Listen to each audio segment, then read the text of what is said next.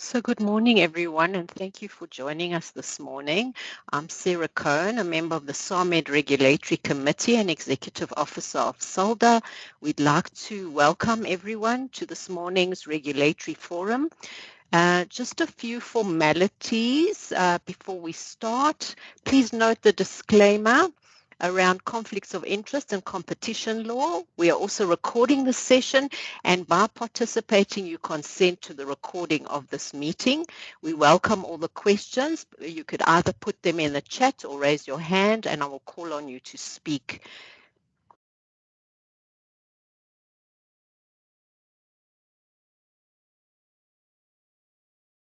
Caroline, I think we'll give a few more minutes in case there's anyone else that wants to join, and then we can start the session.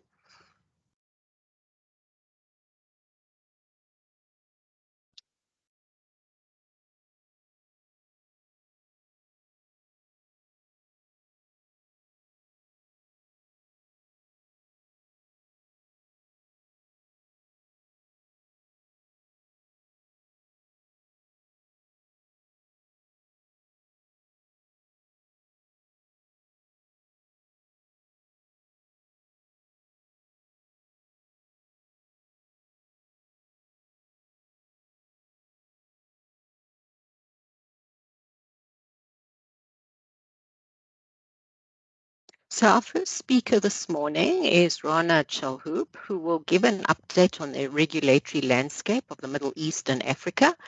South Africa is often seen as a hub for the rest of Africa, so it falls to local companies to understand the medical technology regulatory requirements of the various jurisdictions, and understanding the diverse landscape can improve the pathways of bringing access to essential technologies.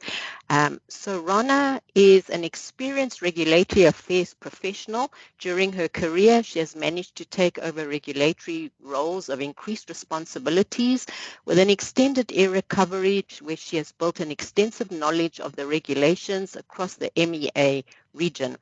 In her current role as Regulatory Affairs Manager at MicoMed, Rana is responsible for managing regulatory affairs, related responsibilities in MicoMed. She also works very closely with MicoMed Regulatory Affairs and executive teams on advancing medical device regulations in the region. MicoMed and SAMED have a long-standing and productive relationship. Good morning, and over to you, Rana. Good morning, and thank you for the introduction. And it gives me great pleasure to be part of this meeting. As you mentioned, it's a long relationship between MicoMed and SAMED, and we always see really the value of this exchange of information, exchange of best practice that works a lot for both associations, especially that you are in a very dynamic region where we always have emerging regulations. So it's very important to keep this trend of sharing the developments and leveraging each other's experiences for the best of our patients and for the best of the safe and effective medical technology for our respective regions. So thank you very much for this, and please let me share my presentation. So I believe you can see my screen, correct? Yes, thank you very much. Please go ahead. Perfect. Thank you. Perfect. So in today's presentation, I will start by giving you an overview of the latest developments that have occurred for the last 6 months from the beginning of the year up till now in the region of Middle East and Africa. There are a lot of markets getting more and more regulated, and we are seeing the national regulatory authorities in this region putting more and more controls. So I will give you an overview of what's been going on for the past period. And I have included as well a few slides at the end for general developments in key markets, mostly on the digital health and the data privacy landscape, even though it's not under the scope of the regulatory committee in MicoMed. So it's being held by the Digital Health Committee at our association. But I thought it might be interesting to include these upcoming regulations for you to be aware of what to look out for the future. And at the end as well, I will have some closing notes about the evolving role of the regulatory affairs in the region, and how we are seeing this role shifting from more the firefighter role to more a let's say a stakeholder and a key stakeholder in policy shaping and advocacy. So, as well, I will try to address your questions at the end, either via the chat box or directly. If any questions I cannot answer, I'm happy to take it after the call and address it with our experts via the respective, let's say, geographical tiers or groups that operate under the Regulatory Affairs Committee at MECOMET. So without further delay, let us start with the update. I will start with Saudi Arabia. As many of you know, that Saudi Arabia is one of the most developed and most mature regulatory markets in the region. And before 2020, I included here a quick background of Saudi Arabia to get you towards where we are right now. So before 2020, Saudi Arabia had in place the interim regulation on medical devices, and it's always been under the Saudi Food and Drug Authority, or Saudi FDA. They were in place 8 implementing rules that were in place covering the licensing of establishment, the classification, registration of medical devices, post-market surveillance, along with several others. And we had a full-fledged of technical guidance documents that were in place. In 2020 forward and 2021, Saudi Arabia has moved from the interim regulation to a definitive new medical device law that has been published on 26 February 2021. So the law became applicable 6 months later, as of August 25, 2021. After the law, we have seen the new implementing and executive regulation that has been published in November 2021 and applicable as well as of 26 November 2021. With this new shift and having the law, implementing and executive regulation, we are seeing now the guidance documents, the implementing rules are being updated, and more guidance documents are being developed. So new guidance documents are being developed to match the new rules, and as well as the existing guidance documents are being updated to reflect and match more the new law.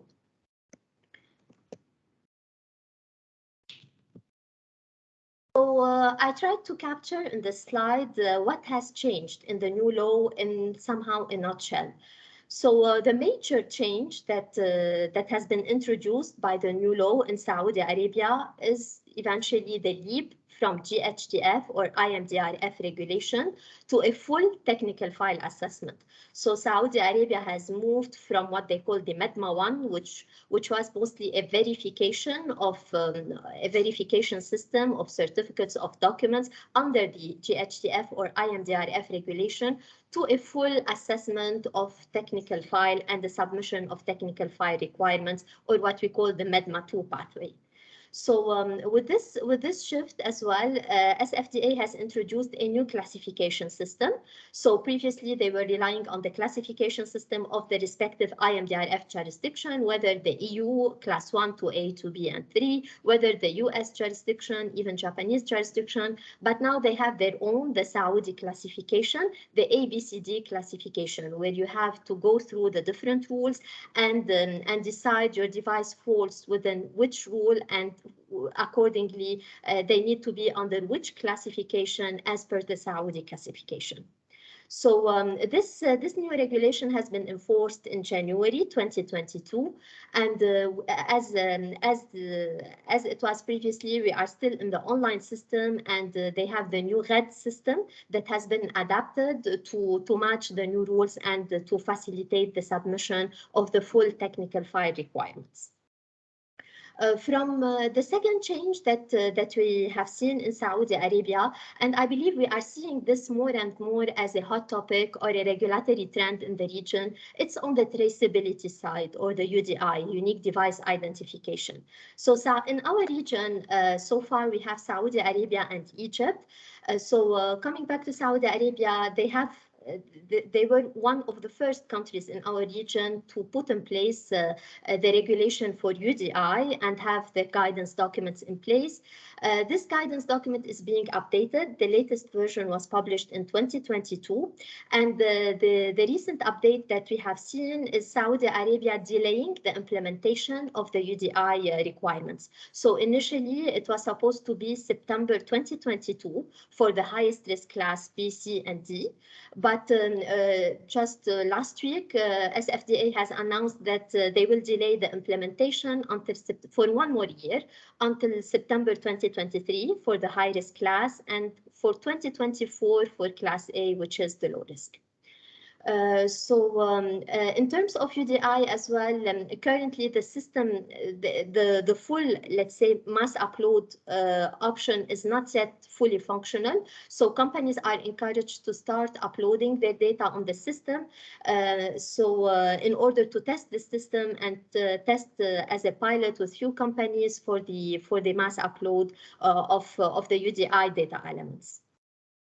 So a major change as well that we have seen with the new rule is there has been a lot of focus on regulating marketing, advertising, promotional activities that are to be performed in Saudi Arabia. And SFDA has more and more oversight on these activities. The guidance document on ad and promo has been updated. A new one is available, so you may consult it. All these documents are available on SFDA website, and the draft document as well that are usually circulated for comments are available on a platform called Istitlah. So in the ad and promo as well, there has been an introduction of fees to be settled for these, as well as the scope of what is controlled and that you need to submit for SFDA to get your approval before any marketing or ad and promo related activity. We have seen as well a focus on and introduction of penalties and fines for any, let's say, fraudulent activity or misleading claims. So we are seeing more and more from enforcement to penalties in place in an continuous effort for SFDA to control the safety, the efficacy, and the access to the, let's say, to the medical devices and IVDs of quality into the Saudi market. Other highlights that I thought are of value to be included are regarding the low-risk medical devices. So low-risk medical devices usually previously in Saudi Arabia used to undergo the listing requirement, or what is being known as MDNR. Currently, the low-risk medical devices require as well a full medical device marketing authorization. We are as well in the process of seeing as well an inspection of manufacturing site at the discretion of SFDA, and the quality management system requirements are in place for authorized representative, for distributors, as well as for manufacturers. So whatever applied from the ISO 13485 for the different categories of economic operators will be as well checked and enforced by SFDA. We have seen an introduction of a pathway for innovative medical devices, so a special submission pathway for these medical devices that are considered as innovative. And we are seeing as well more and more focus on the post-market surveillance, on the vigilance reporting. This is as well is becoming a crucial aspect of the new medical devices law. So this is Saudi Arabia. For Kuwait, as many of you as well know who are mostly in the medical devices sector, that initially the medical device registration in Kuwait started long back in 1999 by the National Regulatory Authority, the Drug and Food Control, Pharmaceutical and Herbal Medicines Registration and Control Administration. So under the umbrella of MOH, the administration that controls drugs, vaccines, medical devices, herbals, and they have put in place this regulation, and they have updated it in 2018 for medical devices. The recent update that we have seen is in 2022, in early 2022, whereby a ministerial decree number 13 of 2022, an updated guidance around the registration and the release of medical devices has been issued.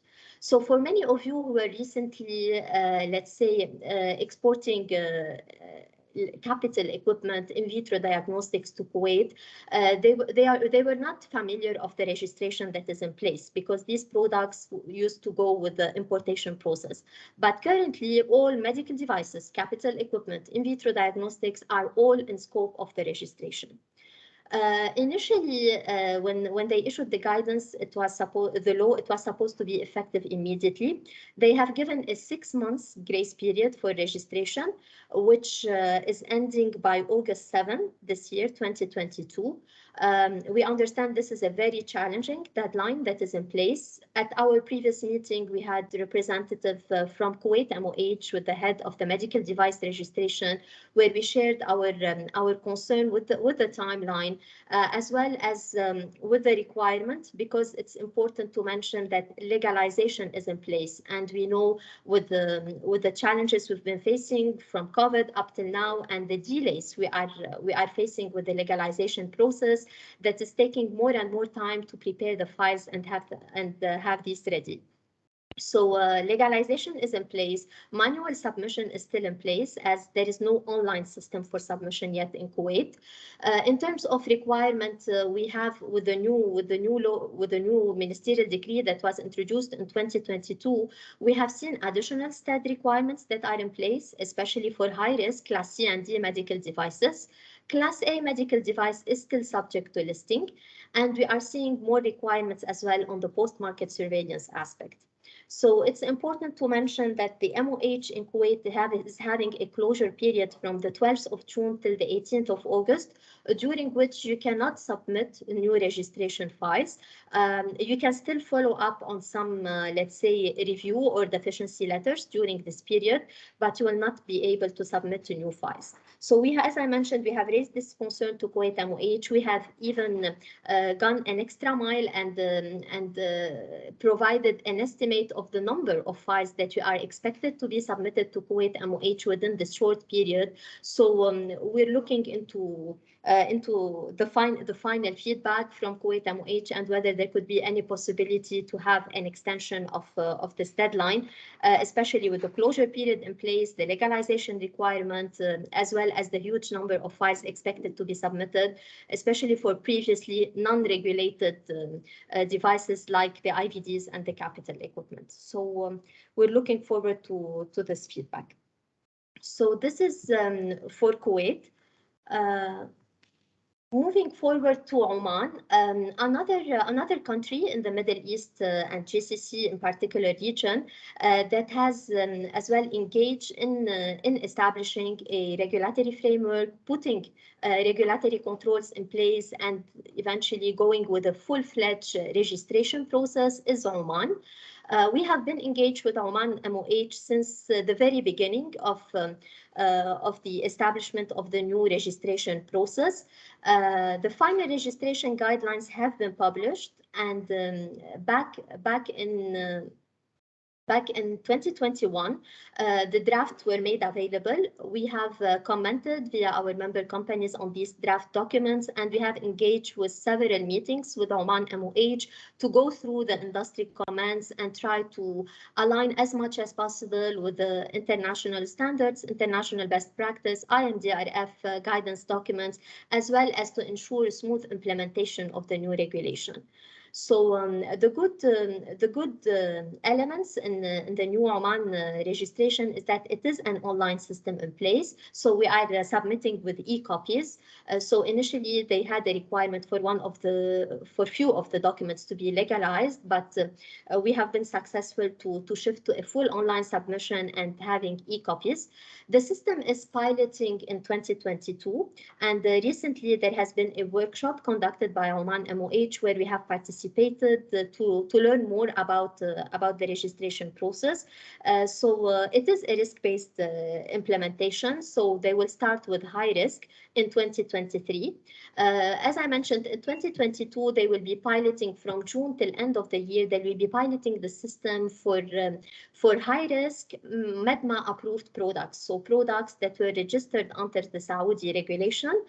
So these products will benefit from a fast track approval process. They will be starting the pilot with these products. And by 2023, you can start submitting your high risk for MEDMA and non-MEDMA approved product. Still, we are expecting more guidance documents to come because currently there are no fees for registration. So we are waiting for the fees to be published, as well as for the variation guideline that currently is not yet published. So as I mentioned, it is a new regulation. So we are expecting more and more guidance documents to be available, and it will be a learning curve for the industry as well as for the regulator to go into this process hand in hand to ensure always continuity of supply and avoid any disruption in the meantime of having this regulation implemented. I have in this slide several countries highlights from the Middle East region as well.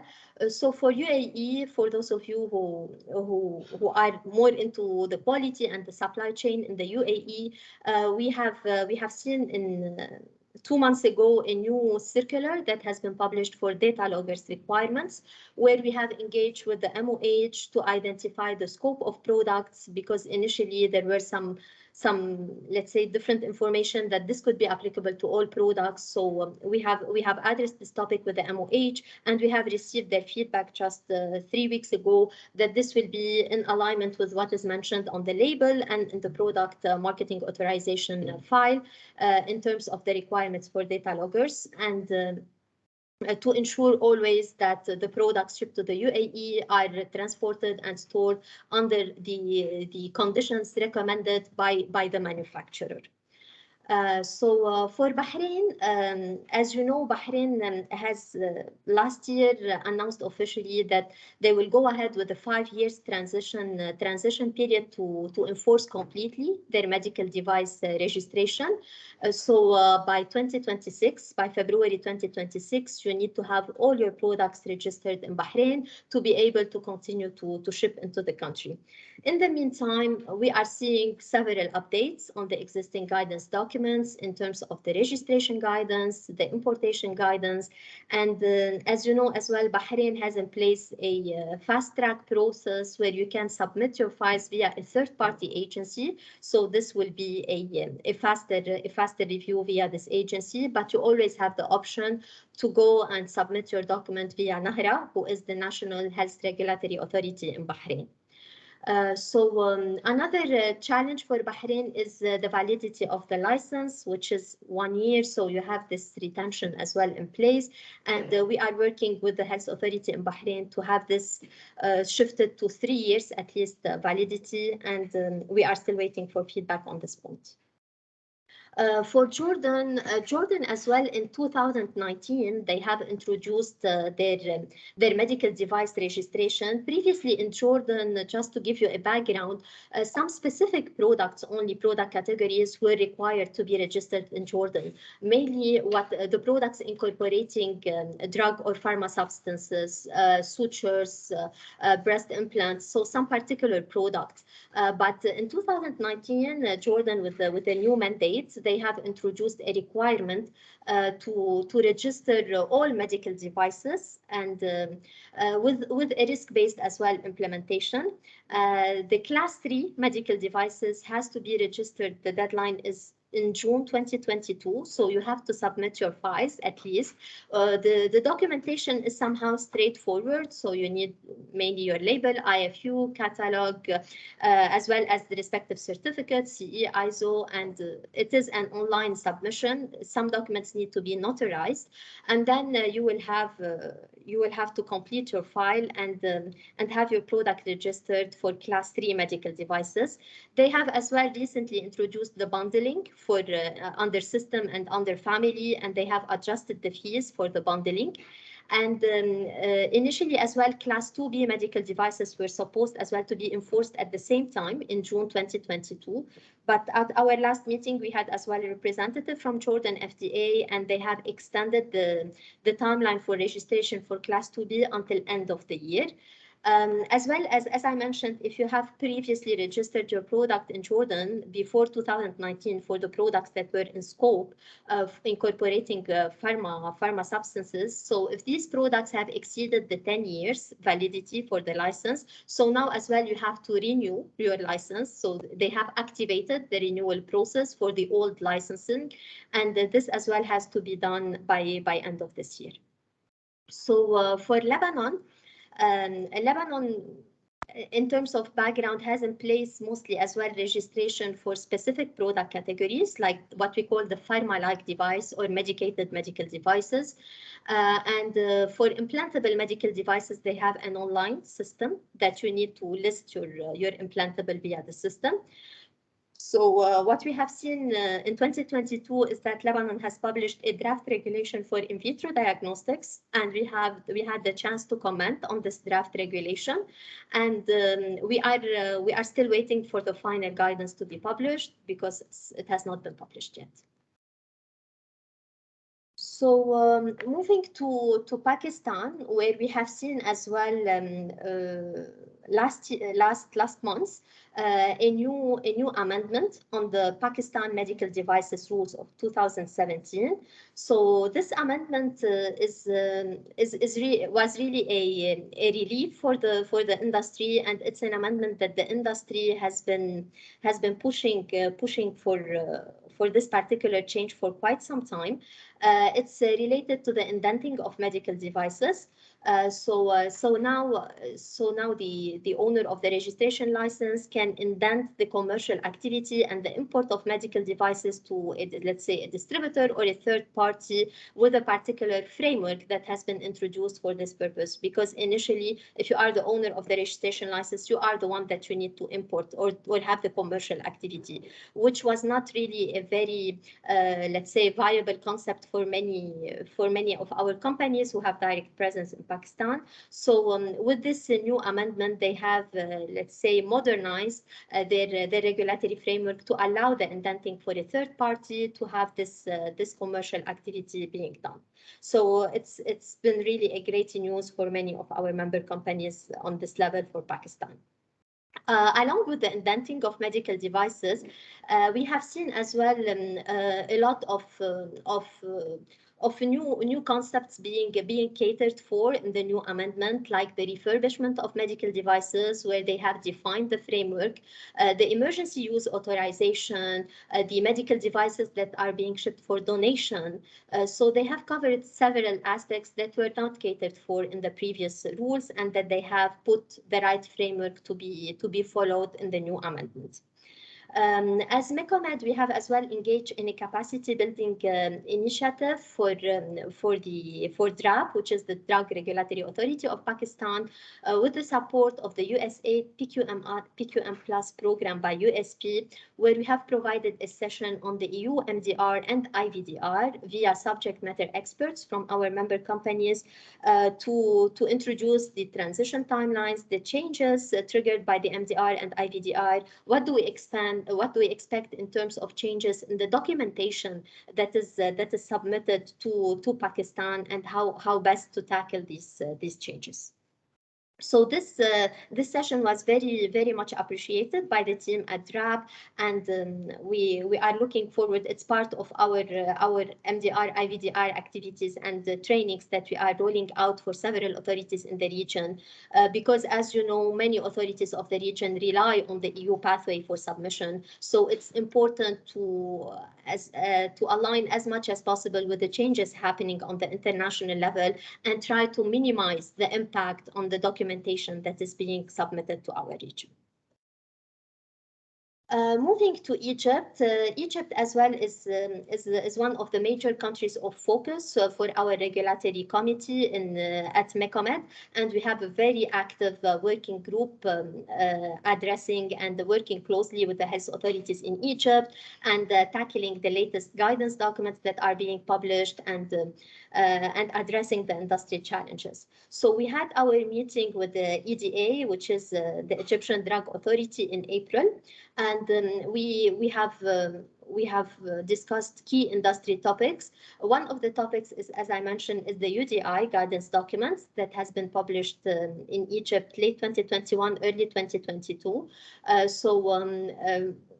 There is it's a new as well requirement, as I mentioned, and there's still a lot of let's say we are seeking some clarity regarding a lot of elements like the system, the implementation timelines, which is expected by October 2022 this year. So we are checking of how this will be implemented in terms of system. The information we have is that it will be via the ME device, which is the platform in Egypt, but we're looking of how this can read eventually from the international or the global GDSN or global data attributes, and there is a possibility to have these attributes from the global pool, or you need to operate via, they have introduced a local representative for GS1 in Egypt with platform called G-Sync. We are assessing with our companies how this will be operated in terms of platform and IT synchronization, and what would be the expectations from the company. Along with the traceability, Egypt as well has introduced last year their new IVD regulation and the requirements for registration of IVDs. They have started as well with the risk-based implementation. The first deadline, it will be for June this year, and then we will have as well another deadline, just to make sure I'm mentioning the correct deadline. So for June 30, 2022, it's the List A and List B IVDs. And for December 2022, it will be the cutoff date for the self-testing and general IVDs. Our companies, we are encouraging as well to start the submission, and we are working hand in hand with the authorities in Egypt on this new registration in terms of documentation and requirements. This among other topics like the notified body validation request, electronic signature, as well as variation and the handling of the variation. Just a topic that is maybe of interest to the group is the validation request for notified bodies, because in Egypt, they reach out to the notified body by email to validate some changes related to the product. So we are working on having a proposal on how best to handle this, because as now we are seeing the notified body capacities overloaded with the new MDR, IVDR, and would like to minimize as much as possible this outreach that could delay the approval process. So we're working on, as I mentioned, a proposal of what could be validated by the manufacturer or qualified as minor change that would not need confirmation of a notified body, and what would be classified as major change where notified body validation would be needed. Electronic signature as well, several of our member companies are engaged as in a pilot with EDA to assess and to validate the process of electronic signature, what would be the best way of adopting this, and making sure this meets the requirement of the EDA. This is on the registration and as well importation process in Egypt. Egypt as well has a specific department who handle the vigilance, and a vigilance guidance as well has been published in May this year, and that will be effective in August 2022. So we have engaged with the EDA vigilance team, and we have shared our comments on the vigilance guidance, on the draft guidance, and we are working as well with them now that the final guidance is in place on the implementation. We are seeing some points that could be challenging, like the requirement for the summary of marketing history to be available for the past 10 years. This one is required for product re-registration. And as well, they have introduced a requirement to have a person responsible for vigilance at the MAH level for companies operating directly in Egypt. So another department at EDA is the analysis department. We had a recent experience with the analysis department where they were looking to develop a guidance documents on and put in place requirements for analysis for medical devices, because they wanted to roll out an analysis new guidance documents for pharma, and they were considering to have as well the medical devices under the scope. So we led an advocacy initiative, and with the support as well of subject matter experts from MedTech Europe in anticipation of this upcoming medical device analysis guideline. So we had this discussion with them, and where we discussed the medical device regulation that is a risk-based regulation, unlike pharma. So we have stressed on the difference between pharma and medical devices and the requirement in terms of risk management for medical devices versus analysis for pharma. And I believe we have been quite successful with this roundtable. So to at least have the concept of analysis that is for pharma not applicable as such for medical devices, and go more into aligning with international practice for medical devices, and have a risk-based classification, post-market surveillance, rather than pure analysis concept. So for capacity building as well, as I mentioned, Egypt was one of the countries where we have rolled out several capacity building initiatives. We have done one last year for the MDR, IVDR, and we have done another session this year for the MDR documentation training. So this session was mostly focused on the new documents introduced by the MDR, how the new CE would look like, the new free sale certificate. So it was more a hands-on experience on what to expect to see in terms of difference between MDD documentation versus MDR documentation.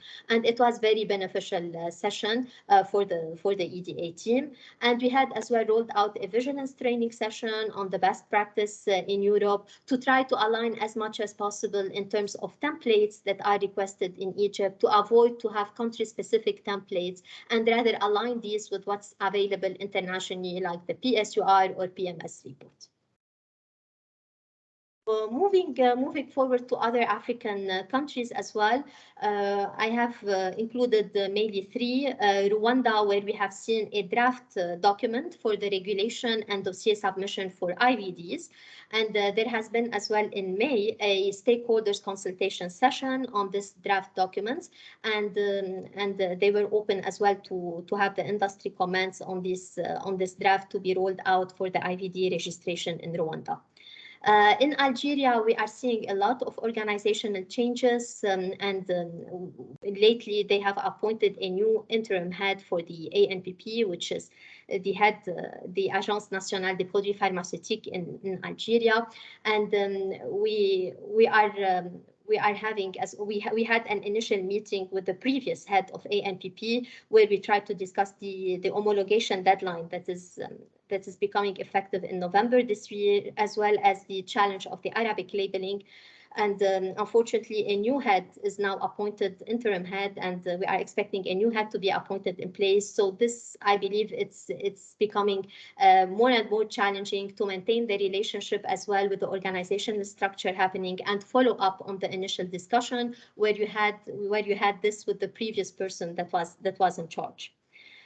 Kenya as well, and the PPB has been quite active in 2022, where we have seen several draft guidance documents that were issued. I believe the people on the call from the regulatory committee are even more familiar and expert with these draft documents that were published in Kenya. The first one related to the fees, where we have seen a fees increase for retention, for registration, as well as variation. A draft as well on the post-market surveillance, where we have seen a shortening of the reporting timelines of incidents. guideline for ad and promo. So the promotional materials, HCP meetings, and exhibitions are mainly in scope. The variation, we have as well now a separate detailed guidelines that is in place for variation for product notification. So these draft guidance documents have been issued as well in parallel with other draft rules, where a stakeholder as well consultation session has been rolled out by the PPB. The draft rules related to the registration of health products and technology rules for 2022, as well as the post-market surveillance rules of 2022. So we have the draft rules along with the respective guidance documents. At the regional Africa level updates, as many of you on this group as well know via SAMED as well, that we have received the approval under the GMTA umbrella to have a GMTA Africa working group. So this proposal has been approved at the last GMTA meeting in May this year in Barcelona, with MECOMED and SAMED co-chairing this group, and which will focus on advancing regulatory convergence, reliance principles, and leveraging as much as possible the IMDRF guidance documents, but also that will look to expand on further topics like the ethical business practice, market access issues, as well as trade barriers. We have as well taken part in the AMDF technical committee meeting. This committee meeting as well took place in May, and where we have seen the 5-year work plan for the AMDF technical committee. Many of the objectives that are part of the work plan are aligned in terms of advancing regulatory harmonization, reliance, capacity building initiatives, as well as encouraging the local manufacturing. So these points are highly on the agenda of the AMDF Technical Committee. So that's why we're looking forward to collaborate closely with the different regional stakeholders in Africa in terms of advancing the common agenda items and pushing for reliance, let's say adopting the reliance principles, and to engage more and more with capacity building initiatives, especially on key guidance documents and IMDRF guidance documents. So AMDF has also made available 6 draft documents for comments on the labeling, on the post-market surveillance, on the ad and promo. I'm just checking. So yeah, labeling, ad and promo, as I mentioned, authorization for in vitro diagnostic during public health emergency, field corrective action, as well as registration for manufacturers and other economic operators and listing of medical devices, and the final guidance on clinical investigations. So these guidance are available for comment until August, and it could be a good opportunity as well to channel the industry input via comments on these draft guidance. What I mentioned is the current developments in key markets. These points are being tackled by our market access and digital health as well as legal committees. But I thought that it could be interesting to capture these in this session. That we are seeing more and more HTA agencies developed in Saudi Arabia, UAE, and Egypt. We are seeing a trend for purchasing power centralization via several entities in the region, UPA in Egypt, Rafid in UAE, and Dubco in Saudi Arabia. It's a price-driven purchasing with an emerging of Me Too suppliers, which is mostly driven and due to the budget tightening that you are seeing. As I mentioned, requirements for having regional and local manufacturing capacities is developing more and more, especially after the COVID, where we have seen this as an option to tackle the supply chain disruptions that we have seen, and to be a possibility to develop the talent in these particular countries. A major update for Saudi Arabia, there is a requirement to have a headquarter in Saudi Arabia by 2024, and we are seeing more and more privatization of the public sector. In terms of data privacy, we are seeing more and more legislations and policy being developed for data privacy in the region. And our Digital Health and Legal Committee are engaging with the authorities to avoid and try to have some exemption for certain categories of medical technologies to avoid any barriers to the introduction of the latest innovative technologies, because we are seeing some restriction being put on the data transfers outside the countries. And lately, there has been a signature of a GCC UK free trade agreement that will boost eventually the trade and the relationship between GCC and the UK. My final slide, what to look out for the future. So as we are seeing in this really very dynamic region, that it's becoming more and more difficult to keep up with the latest development and with the policies. So regulatory harmonization is key. So it's very important and we're trying to spread the message about accelerating the regulatory conversions, about adopting the reliance models to try to avoid as much as possible national requirements that could be a trade barrier.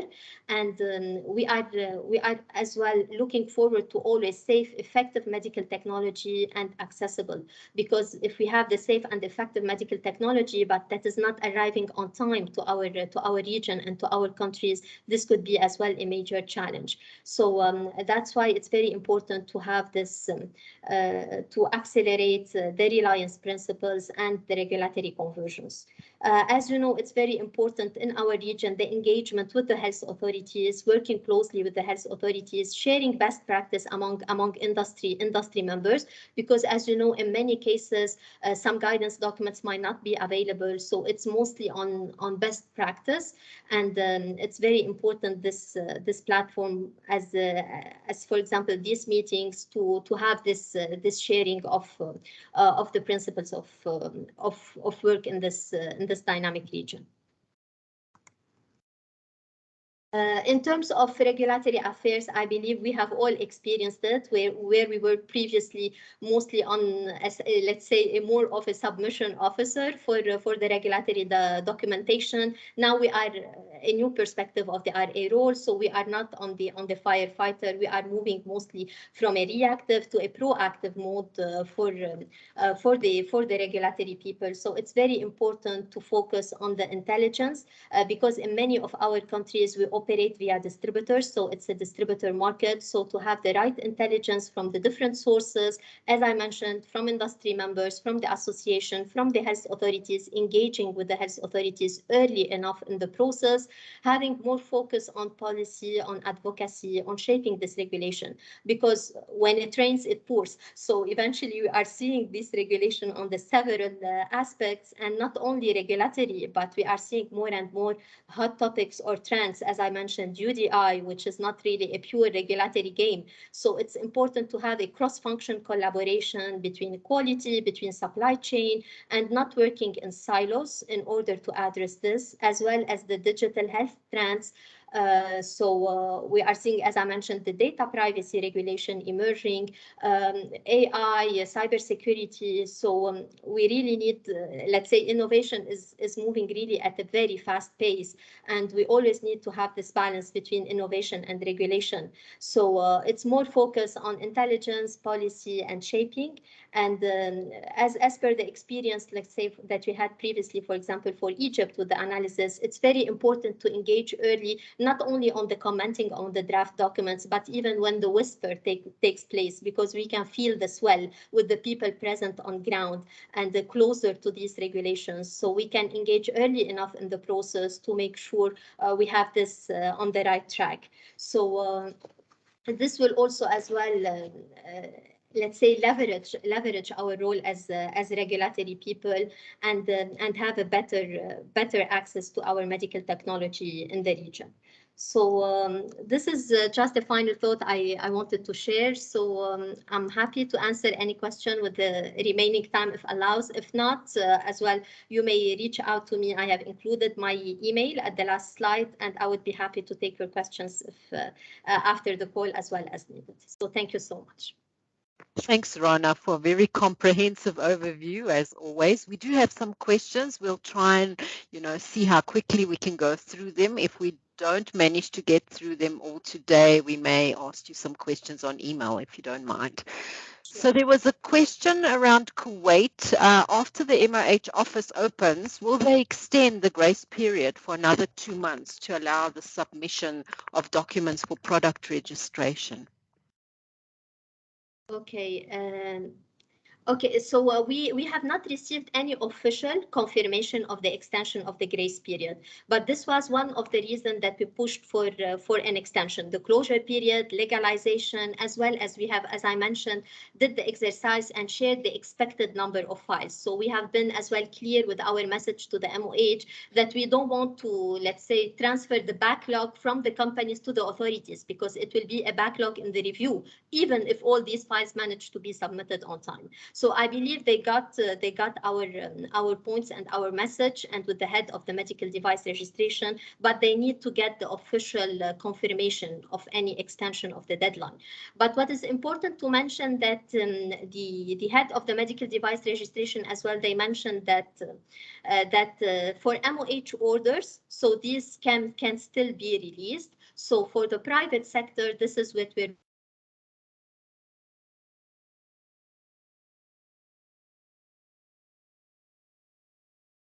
files, and we're monitoring closely with the MOH to have any official, because as you know, the official announcement would need to go under the legal, and since it is a law, so they need to go via a certain process to have this officially announced. So I'll keep you updated whenever I have the official confirmation. I'll definitely share with the group. Right. Thanks, Rana. So there was another question linked to that. Do you know approximately how long is the review time at the MOH to grant the approval certificate? For Kuwait? Yes. Okay, for Kuwait, again, it's a long approval timeline, I can say. It can go up to 12 months, even 16 to 18 months in certain period. So from previous experience for medical devices that we're registering, it's a long review timeline which can go 12 to 18 months sometimes. Okay, great. Thank you for that. Then for Saudi, you mentioned that they're inspecting manufacturing site. We might have missed it. Against what standard are these audits being conducted? Okay, so previously Saudi Arabia used to conduct certain audits for manufacturing sites depending on certain criteria, for example, post-market surveillance, and it's not a common practice for registration, as is the case in many, for example, African countries. So it's mostly a after registration that so they use certain sites and they might visit. So they have recently as well issued a circular for site inspection. We don't have the clear criteria yet, so in what cases this would apply, but they have introduced the fees for site inspection. Previously, Saudi Arabia used to visit on their own expenses. So now they have introduced fees for these site visits, but they haven't issued any guidance specifying in which condition or in what criteria they will go and visit these sites. Because again, this is not a, let's say, prerequisite for registration, or this is not a common practice. It's happening in particular circumstances. Right. Thanks so much. And then for Oman, have they mentioned the timeline of the fast track process for MDMA approved products? Yeah, they provide 6 months, so you can submit with somehow basic documentation, the administrative and basic certificates, and you can import while you have 6 months to complete the remaining requirements. So this is their process of fast track. It's detailed in their guidance, but in a nutshell, it's like you go with minimal documentation. You have 6 months where you can still import your product while you complete your full registration for the MEDMA approved products. Right. Thank you. And then for Egypt, are they enforcing the June 2022 deadline for Class C and D product registration? Do you know that? In terms of announcement, they officially announced June as enforcing. Maybe in practice, they can still go with the importation permit. But as in our last meeting with EDA, they're encouraging the companies to start at least submitting their dossier for this for these products that are due for submission by A and B, because they're looking to have more and more, let's say, commitment and engagement from the companies to submit these files. They acknowledge that it's a new regulation, so they are being flexible in terms if certain documentations are not available yet under IVDR, so you need more time to have these documents. So they are flexible in the process, but they were pushing a lot on engaging and start at least putting submission in place in the system. And accordingly, I believe as well, they will assess. Right. Thank you for that. For Kenya, someone said here, very concerned about Kenya at the moment. The PPB website has guidelines published. They're backdated to February 2022. And while industry submitted comments on these via MEDEC in March 2022, none of the comments have been incorporated. And the PPB newly published guideline also requires an establishment license. Do you know if this is going to be enforced? There's no platform for this on the PPB website at present.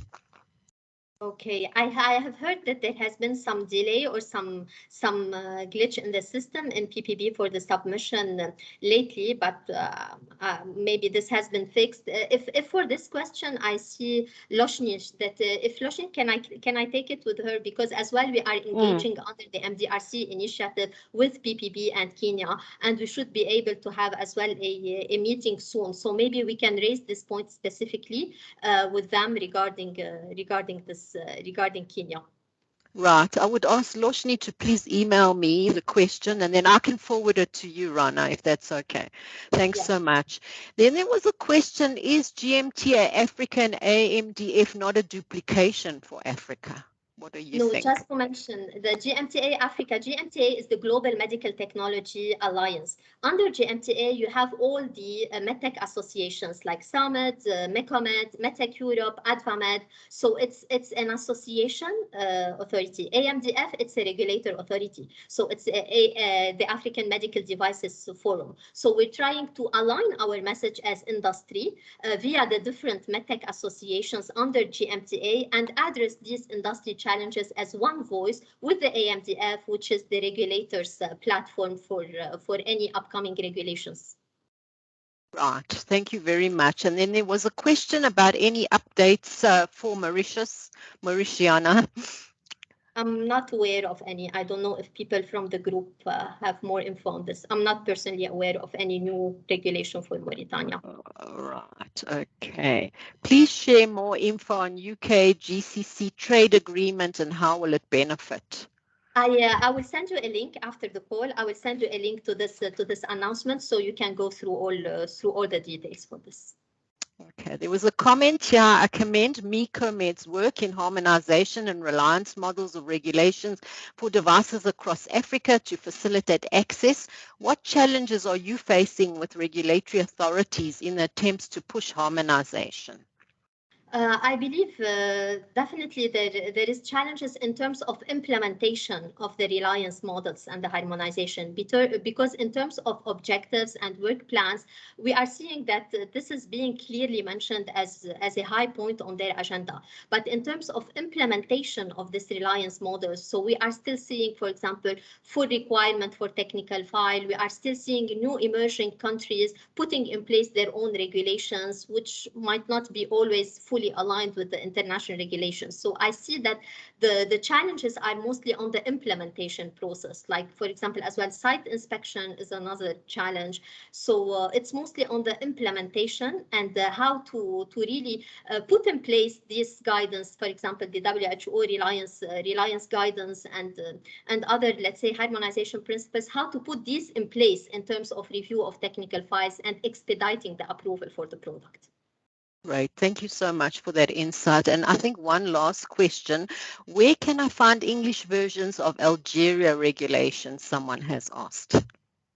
It's available in French and Arabic, honestly, for Algeria. It's not. I can share with you somehow a checklist that is made for the documents required to submit for homologation, that is available in English. But in terms of the actual regulation, it's usually for Algeria because official language is Arabic and French, not English.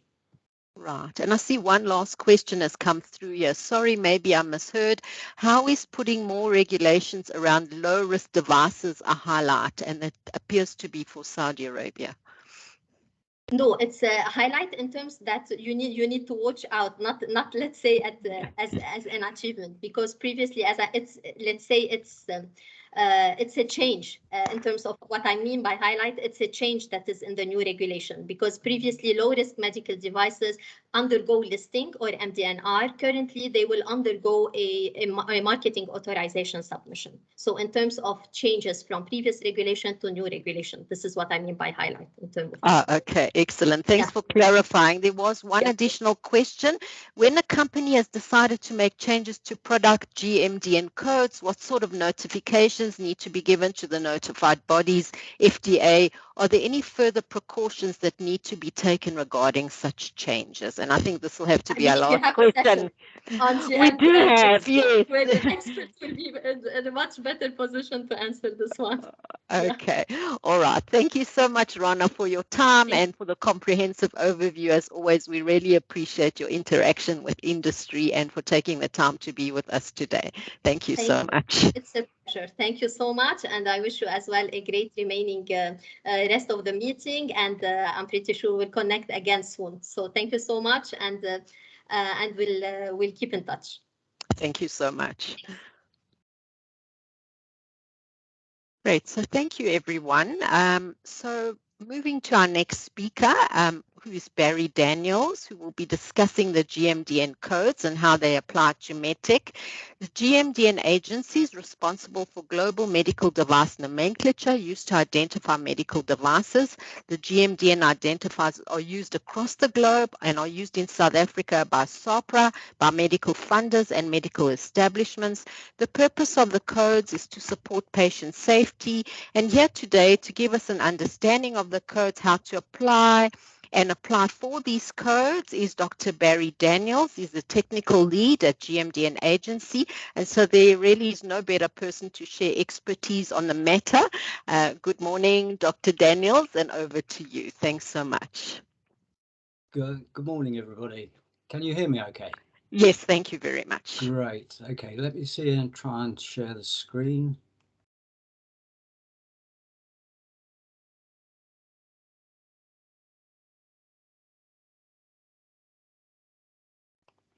Okay, can you see the Yes, presentation perfect. now? Yeah. Yes, thank you very much. Yeah. Please proceed. Good Thank stuff. you. Okay, good stuff.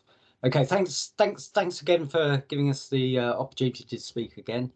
I'm going to give a quick introduction to the GMDN, but I think bear in mind I've given this presentation several times over the years, and we may sort of be covering the same things again. So if anybody's got any questions or any sort of hot topics of interest, do butt in and we can sort of ad lib our way through it and flip through slides. So I'm Barry Daniels. I'm the clinical lead at the GMDN agency, and the agency was set up about 30 years ago as a charity to maintain and distribute the GMDN. Been with the agency about 10 years now, and previously I was an orthopedic surgeon and then a clinical informatician. So what's the GMDN? The Global Medical Device Nomenclature is the tool for naming and grouping medical devices that's fully up to date and globally recognized.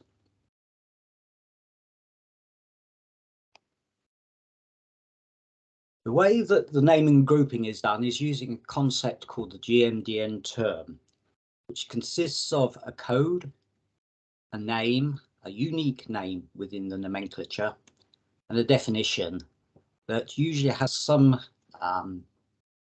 it defines the scope of the name really, and it'll have statements about the intended use and the technology, and usually some interesting attributes like use frequency. The idea of the term is that the manufacturer assigns the correct term to their products, which sort of automatically groups the products with the same intended use and technology into the group covered by that term. It's up to date. We have around 15,000 manufacturing members at the moment. And typically, a manufacturer will need a term for some sort of regulatory requirement. They use our website, and I'll go into this later, to find existing GMDN terms, or if they can't, they use our inquiry service, which is a sort of wizard-like form. And we receive, so that's for when they can't find an existing term. And we receive about 25 of those inquiries a week, every week. And that usually, the majority represents new technology. And what's happening is the industry is informing us via regulation of what's on the market and what's coming to market. So we keep up to date by that means. Globally recognized is the world map, and the dark green color is those countries that mandate the use of the GMDN. So we have all the main IMDRF countries, the US, Canada, Australia, UK. You can see Russia's a big user. They keep the translations up to date as the terms are created. And the lesser green color is countries where they use the GMDN, but it's not necessarily mandated. Now, there's been a couple of changes. So Brazil and Colombia have now mandate the use of GMDN, so they should have gone dark green. So things are moving. You can see that almost every country that does some sort of medical device regulation uses or mandates the GMDN. And this typically is what it looks like. You have to submit the details of your device to the regulator before putting devices on the market. One of the requirements will be for the GMDN code. So how do you get access, or who gets access to the GMDN? So regulators, healthcare providers, academic researchers and manufacturers all have free access to the membership, to the use of the website, including searching, finding, to the website downloads, and to the FTP downloads. And you can see the numbers there. So there's about 16,500 total members, 14,500 have a free membership, and about 2,000 have a paid membership. So the only organisations that pay for membership nowadays are those manufacturers that choose to pay, and there is a choice. They choose to pay because there's a few extra functions, if you like. The most important being a sort of a my terms function, where they can see the listing of the terms that are linked to their account, and they can see sort of notifications and alerts when there are term changes to those terms. The inquiries are prioritised on their work list, and as I say, there's about 2,000 are paying for the membership, and so those people, that's how we are funded. That's our sole income, and so those manufacturers who are paying for membership are subsidising the other members, basically. So we've done several sorts of surveys to find out what our stakeholders are interested in, and that's what they tell us, is that they would rather pay to keep us going and the nomenclature in use than have to use several different nomenclatures in different jurisdictions. So as well as using the website and doing single term searches, the full GMDN dataset is available either as a download from the website or via FTP. There's daily and monthly full and delta files, and also the categories can be downloaded. And they're all available in English, French and Spanish, and we're developing an API at the moment, but that's mainly to talk to the regulators. The structure of the GMDN can be diagrammed like this. So the nomenclature, that's the terms, the 27,000 mutually exclusive terms, is a flat listing over here. And sort of superimposed on that is a hierarchical classification of categories. And that's a multi-hierarchy, so that any one GMDN term is connected to categories at various different levels in one branch or in several branches. This acts as a hierarchical classification over the top of a nomenclature, and they can exist separately. This is what it looks like for one particular term. So this is a type of dressing, a wound non-adherent dressing, absorbent, non-microbial, non-antimicrobial. There's the code, the definition, and that term is found in the wound non-adherent dressings category, 3 different places. So under device function, what does it do? Anatomical specialty, where does it do it? And under a names index, what's it called? And there are also categories for important, useful attributes like use frequency, power, and sort of featured attributes as sort of miscellaneous categories that don't fit anywhere else. And when you go to our website, there's a page called the Explorer, and this is what that same thing looks like in the Explorer. So we drill down through device function, tissue dressings and stabilization devices, category to the category dressings. Selecting that gives you all the terms within that category. So 146 GMDN terms, that's the name, the code. If you were to click on this name here, you get the definition. So what I'll just run through now is how industry interacts with the GMDN and about the membership and the process that you go through. So the key to it is our website, gmdnagency.org. And then there's sort of various steps, and I'll go through each of these steps in more detail in a few later slides. The idea is you go to the website, you register, you choose your membership type. You can then search through the terms for a term that's appropriate for your device. You'll get the code when you find the term, or if you can't find the term, then use the inquiry function. So this is the home page of the website. You can see over here on the right is the register button. Click there to start the process off, and it's self-explanatory, very easy. You can go follow that through. Once you're a member, you get the homepage slightly changes, and there's a help function. So on the help function, there's a training module. So everything I've shown you here is in the training module, plus some more, plus a little sort of test that you could do at the end. And if you pass the test, you get a little scholar's hat against your membership, which shows us then when we're dealing with your inquiries that you've done the training and you know about the process. And just while I'm here, there is also the inquiry button. So that's where you go if you can't find a term and you need some help from us, or you know this is innovative device and we need to create a new term. So go through the process again. You log on to your account.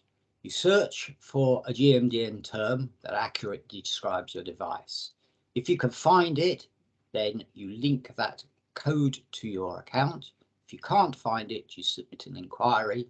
And during that inquiry process, basically what you're doing is telling us all the details of your product, so we can look ourselves for an appropriate term, look for something similar that might need to be expanded to cover a new variation, or if it's an entirely new innovation, we'll create a new code. And during that process, we'll communicate with you so you know exactly what's happening. And at the end of that, you will have a term and a code to link to your account. So there's to find a term, there's a simple word, a sort of Google type word search. You type in your search string and you'll get a list of findings back. The result set is hierarchical, so if your search string is in the name and the definition, it will appear higher up the list than if it's only in the name, or lower down the list if it's only in the definition. Or alternatively, you can use something called the Explorer. So this is the hierarchical categorization. There was a slide earlier where I showed it for one term. So if you know what you're looking for, but you're not quite sure what it would be called in the GMDN, you could drill down, say, through orthopedic devices, implantable joint prosthesis and associated devices, implantable joint prosthesis, down to acetabular liners, and clicking that category then will bring up the terms within that category, and it will sort of shorten your search. From there, you add terms in the same way as the search to the shortlist, where you can then get the code and add it to your account, and then see the code so that you can use it. And the sort of golden rule for assigning GMDN terms is that every device that's placed on the market separately should be assigned a single GMDN term that accurately represents that device. So one of the sort of stumbling blocks has always been systems components. And the way to do this is that certainly within GMDN is that all components of a system will have their own term. So do not assign the system GMDN term to the components of the device. And a sort of rule of thumb is that if you had a device in your hand and someone said, "What's that?" The GMDN term name should be a good answer to that. So if you were holding this cable, for instance, and someone said, "Well, it's a cardiac radio frequency ablation system," that wouldn't make any sense. What that looks like from this point of view is that we've got that full system, which is correctly assigned to the system GMDN term, but a component of that, the cable, is incorrectly assigned to the system term, but correctly assigned to its own term, which is a more generic term for an electrical cable. Another sort of stumbling block is the kits and sets, where the same sort of criteria apply. Each component within a kit or set should have its own GMDN term, but if you're selling the kit or set as a single item, then it will have a kit or set term. One of the sort of unusual ones that happens quite a lot is for stents. So if a stent is almost always supplied with the implantation device, so if it's an arterial or coronary artery stent, a cardiovascular stent, it will be sold with the disposable angioplasty catheter, which is used to implant it. Sometimes the manufacturers will refer to that whole thing as a stent implantation kit, but as far as the GMDN is concerned, that kit or that pair of devices is covered by the stent term, the stent being the implantable, the most important part of the device, and the stent term will include a phrase, "Disposable devices associated with implantation may be included." So it covers both things.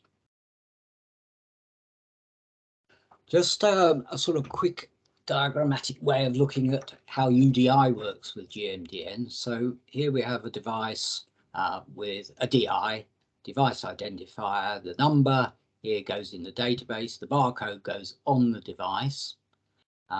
Obviously, with a UDI, you know exactly which device you're talking about. There's no confusion about make models and catalog numbers and that sort of thing. And when that goes into a database, the DI number goes in there alongside the other fields for the manufacturer, catalog number, and also the GMDN code. So you can get a number of similar devices which have the same GMDN code, which means that the GMDN is grouping those like items together. So anything, the same intended use and technology will be included in the same GMDN group. And of course, those groups can be expanded by using GMDN categories. If you've got the GMDN applied is the lowest level in the GMDN, you could do higher level grouping using the categories. So the main implementation of the GMDN in UDI, of course, is in the States with the FDA's UDI and the Good ID database, as they call it, working alongside that is an initiative called the Learning UDI Community, which is sort of public-private partnership involving the FDA, manufacturers, academia, hospitals, suppliers, just about everybody in medical devices is involved. It's all managed by ARM, which is the trade association for the supply chain over there. And that's been going since 2013 when UDI kicked off. And the objectives of that community is to help stakeholders understand UDI and to identify and explore non-regulatory uses for UDI. And we've been involved in 2 of the groups. So there's about 15 to 20 groups, different sort of topics and aspects. We've been involved in 2, one on device categorization, which we co-chaired, and one on high risk implants. Last but not least, this is something that's happening now and is going to be coming up more in the future. This is the use of GMDN in the clinical feedback and clinical evaluation into the regulatory post-market surveillance, something that's usually called real-world evidence. We're involved with a number of projects internationally, but the one in the UK is the NHS run the Wound Care Strategy Project.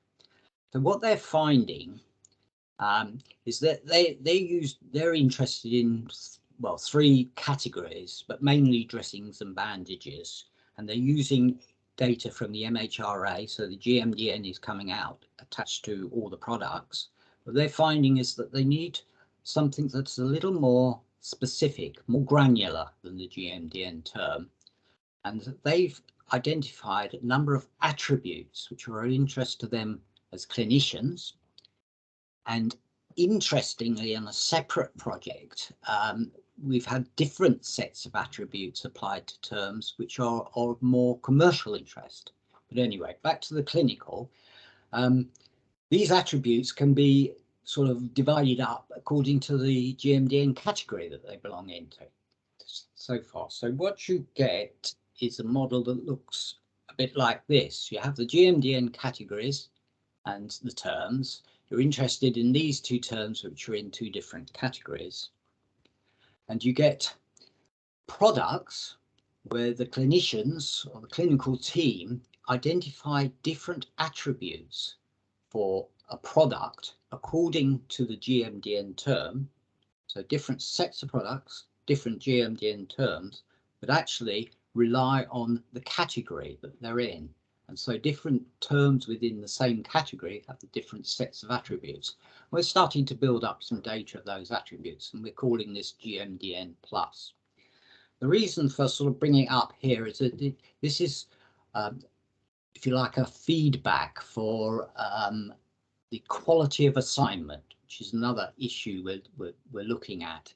But if those attributes are not correctly assigned, chances are it's because the GMDN term hasn't been accurately assigned. So what we're moving towards is, rather than the GMDN being a sort of static data set which people use as they get it and sort of try and make the best of they can of it, is that we're providing tools and data sets that can be configured to any sort of use case by the user. So what we call user-defined categorization. And that means terms that can be filtered by category and can be augmented with attributes of interest, or using the categories, taking snapshots when the users want to use them, and they can we would support versions and version support, and at the same time as keeping more static categories, they can keep the terms, the links to the terms, up to date in a separate file.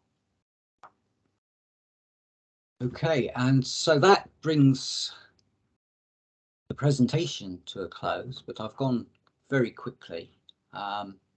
So I'm open for any questions. Thanks so much, Dr. Daniels. I'm sure that those on the call have a clear understanding now of GMDN and will be better equipped to apply these in the future. I don't see any questions in the chat. Maybe I'll just ask all the attendees if anyone else has questions and would like to raise their hand. Okay, there's just a question that's come through now. Is the GMDN code equivalent to the Universal Medical Device Nomenclature System? And if not, what are the differences and are there any plans to harmonize this? I just missed what you said. Is it equivalent to what? The UMDNS, so the Oh, right. Universal Okay. Medical UMDN. Device. Okay. Yes. Yeah. Okay. So there's an organisation in the States called ECRI or ECRI, which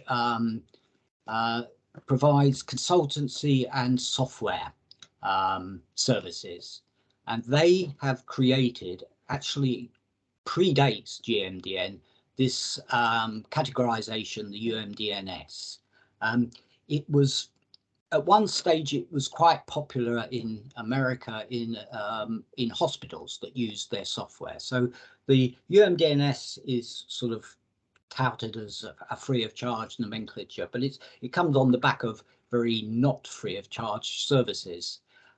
It is still being used in some places. As far as we know, it's mainly only in states in hospitals. There is no equivalence to the GMDN, and there is no intention of mapping. Neither of us, we talk to them quite a lot, and neither of us have any sort of motivation to create any sort of mapping.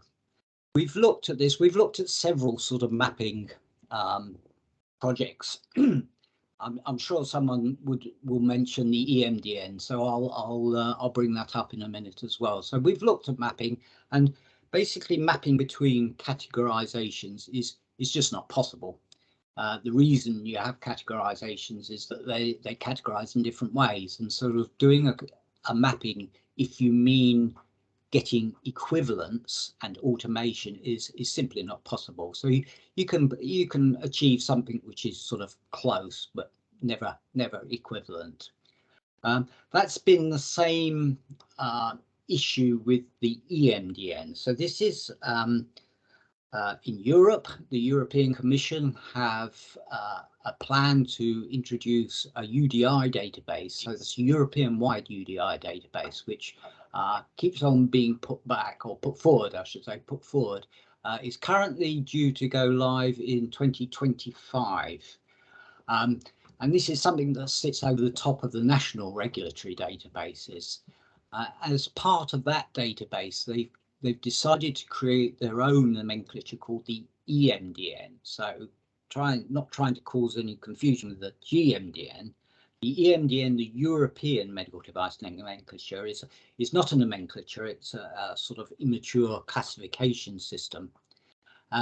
They've chosen to introduce that into the database, and that's called. There's quite a bit of pushback on that. Basically, both industry and regulation are a bit upset that they've chosen to introduce something different, when it was actually the European Union at the time who introduced the GMDN on the basis that a single nomenclature is the best way to go. The European Commission asked us to look at the feasibility of mapping GMDN to EMDN, and we did a long project based on their choice of breast implants, and the conclusion was that you cannot map if you mean achieving equivalence and automation. And that's mainly because, well, in that instance is a good example. So in GMDN, breast implants were categorized into gel-filled and saline-filled, that's sort of important regulatory requirements. In the EMDN, they're categorized into round and anatomically shaped, which of course is not a binary distinction anyway, and it's probably not of any certainly not of any regulatory importance. So you can't map between those two. You can only map at a very high level, breast implants level, basically. So the European Commission at one stage said that they would then have a go at producing a map, and they have not done so far, and in fact have put statements out to say it's not a priority. So what we did at the GMDN is to take a slightly different tact. One of the features, as I said earlier, with the paid for membership is something called a My Terms list. So every account has the ability to see their list of terms that they've linked to their account and get notifications, alerts when those terms change in any way. They can also export that list. So some of the bigger manufacturers have very long lists. They export that so they can put it into their own system. And so what we introduced into that export file was the nearest, our opinion, closest corresponding EMDN code for the GMDN. So that's a different way of doing it, and that's how we're doing it at the moment. That service is available currently. We're getting plenty of feedback on that, and a lot of the GMDNs actually map to an others category. So in EMDN, they have others categories, which are large. And there's a category called various medical devices not in other categories other.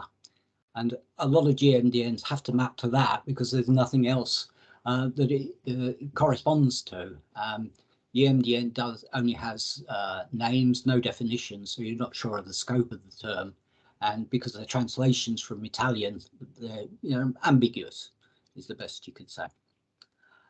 So that's the sort of current mapping. So you've got UMDNS, there's no mapping to GMDN, and EMDN, we provide a sort of corresponding service for the pay for memberships on EMDN. There really isn't any other nomenclatures around that are worth considering. Right. Thank you for the clarification. There's a question here. When a company has decided to make changes to product GMDN codes, what sort of notifications need to be given to the notified body, the FDA? Are there any further recommendations that need to be taken regarding such changes? When you say the manufacturer has changed the GMDN term, they've reassigned it to another term? Well, Is that what you mean? Yeah, the question here states make changes to product GMDN codes. Maybe the person who's asking the question can clarify. Hani Galgut, are you available to maybe unmute yourself and provide more clarity? Okay, so well, the sort of bottom line is that in terms of the regulators, they all have different requirements concerning updating GMDN terms. The FDA, for instance, in the Good ID, has a rule that if a GMDN term is changed, so if we GMDN update a term, we would only ever expand the scope of it. So if your device is covered by a GMDN term, it will be covered by the same term after the term amendment expansion. Okay, so nothing needs to be done at all. We occasionally make terms obsolete. So if a new innovation comes on the market, which is more granular than an existing GMDN term, so we would need to sort of split a GMDN term into two subcategories. We would have to obsolete the original and create two new. So that obsolete term then, by rights, should be updated by the manufacturer in the regulatory databases where it appears. Currently, the FDA have a 10-day rule on that. They say that you need to do that within 10 days of being notified. But I happen to know that they don't actually check. So there's plenty of obsolete GMDN terms in the Good ID that haven't been updated. Great, thank you. I hope that answers your question, Khani. You can just give us a thumbs up if it does. I don't see any other questions. I did see a raised hand earlier. Simone, do you still have a question? I see Tanya's hand is raised. Please go ahead. Hi, Barry. Lovely to have you here. Thank you for making the time. When the first question came on, we went into load shedding, so I missed the answer, and I'm not sure if it was an answer to a question I have. So forgive me if I repeat myself. 2 items. So I noted in your slides that manufacturers can join the GMDN, but can distributors join the GMDN? Let me give you a scenario. Okay, so exactly the same. Exactly the same. So if you're a distributor, you do the exact same routine. You can choose to pay for a membership, or just take the basic account, which is free of charge. Wonderful, because something that came up in our regulatory affairs committee meeting yesterday was where a distributor here in South Africa is importing products from Europe, and now the European manufacturer does not want to get the GMDN codes for their products because they have to follow the UDAMED. And yet here in South Africa, we have to get, provide GMDN codes to SAPRA. So in that instance, the distributor could then join GMDN and they could request GMDN codes for those products, correct? That's correct. Absolutely. Right. Absolutely. I'm surprised that the manufacturers are not using GMDN still, because the UDAMED thing is so far in advance, so far away, and may not happen, and the whole EMDN thing is still being challenged. What almost certainly will happen is that when it goes live, you will have an option of either submitting the GMDN or the EMDN code against your products.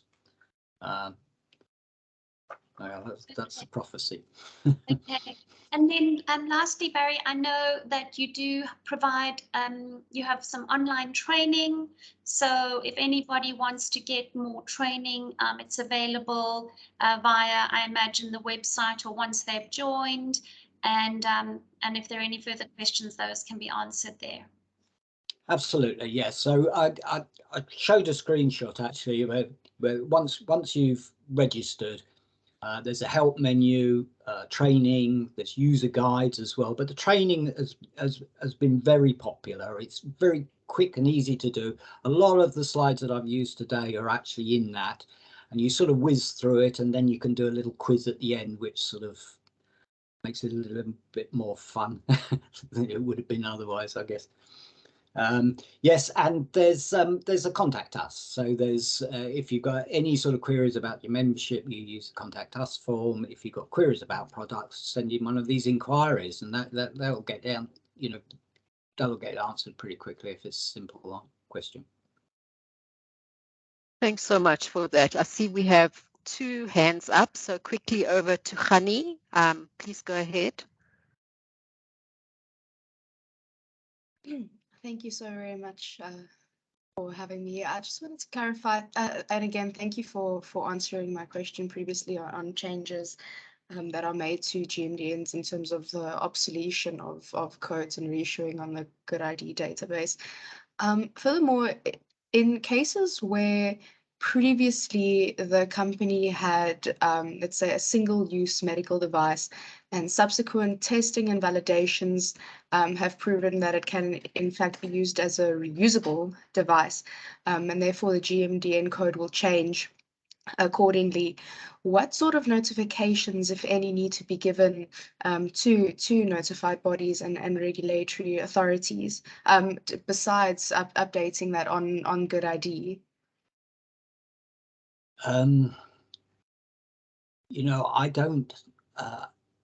It would be wrong for me to try and answer that. All I know is that you would need to update your GMDN terms, but I don't know for each different regulatory jurisdictions, and certainly not at a notified body, what sort of timescales they want. Chances are that it's all different. So I'm afraid I can't answer that. Alrighty, that's all good. Thank you so very much.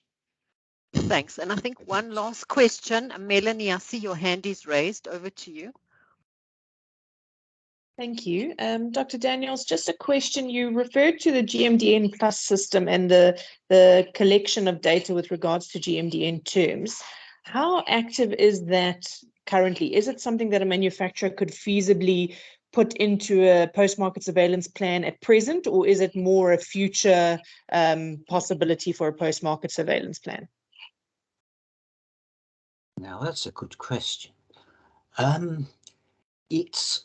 There are a number of projects going on worldwide. So we were involved in at least 3, 4, where it's actually the users who are defining what the extra attributes are at the moment. And it's really more at a sort of stage of, can we do user-defined categorization based on GMDN? Is it better to do it like that, or create our own bespoke categories, if you like? And those projects have not been going long, to be fair, in terms of getting any sort of results out. But it's looking like everyone's agreeing that it's best to do it based on GMDN with the attributes. And we're still in that process of collecting those attributes. So those attributes would be defined by the user, depending on what their particular use was. And the clinical ones are likely to be different to the commercial ones. So as far as I know there are some manufacturers involved with the UK project, but as far as a sort of long-term plan, I'm not quite sure yet. Great. Thank you so much, Dr. Daniels, for your time today and clarifying the whole GMDN process for us. Thank you very much. And if there are any other questions, members can send them through to Caroline and we will forward them to you. Thanks for your time. Yes. Yeah. Thanks Thank you very much indeed. Thanks for your time. Right, so for our final session today, I would like to invite Tanya Vogt, SAMED's Executive Officer, to provide some context into the OTA-BUSA project to improve efficiency at the NRCS. She will then hand over to Graham Wright, who is leading this initiative, to provide some insight into what the outcomes are for the project. Tanya, over to you. Thank you. Caroline, if I can turn my camera on. You can. Doesn't seem to want to let me. Okay, well, I'll go ahead without it. Good morning, everybody. Our next speaker is Graham Wright, from who is the project manager for a BUSA and Organization for Undoing Tax Abuse joint initiative. So Graham got involved in this initiative in December 2021 when BUSA, which is short for Business Unity South Africa, and SAMED is a member of BUSA, held a meeting around concerns of the efficacy of the NRCS regulatory framework and execution. In the meeting, they unpacked the impact of these concerns on the industry and the economy. And so a project was proposed where industry and the NRCS would work collaboratively to improve the pain points. In terms of medical technologies, we know that the NRCS has some regulatory oversight for certain medtech products, some of these being disinfectants, PPE, certain IVDs, and electrotechnical devices. And so the ability to effectively and efficiently process and enforce these regulatory oversights by the NRCS is essential to making these medtech products available for patient care. We've invited Graham to join us this morning to give us an overview on what the BUSA OTA project is, how it will roll out, and what it's hoped to achieve. And then with this understanding, and together with member alignment and inputs, SAMED will determine its involvement and support of the project. Just a little bit about Graham. He was previously the CEO of Business Against Crime South Africa, a senior manager within the CSIR, and a researcher at Mintech and the University of the Witwatersrand. He has a PhD, a BSc Honours, and a higher education diploma. He currently consults and runs various small business ventures.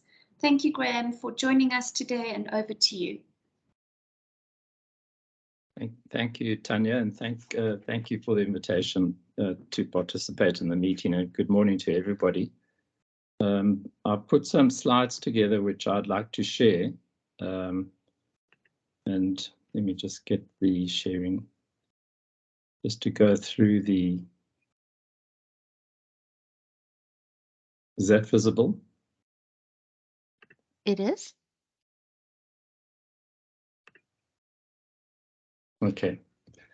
Thanks very much. I've got just a number of slides which will take us through the project details and what we're trying to achieve and the state of affairs at this point in time. We started the discussion with SALDA and SAMED. I think it was around early May.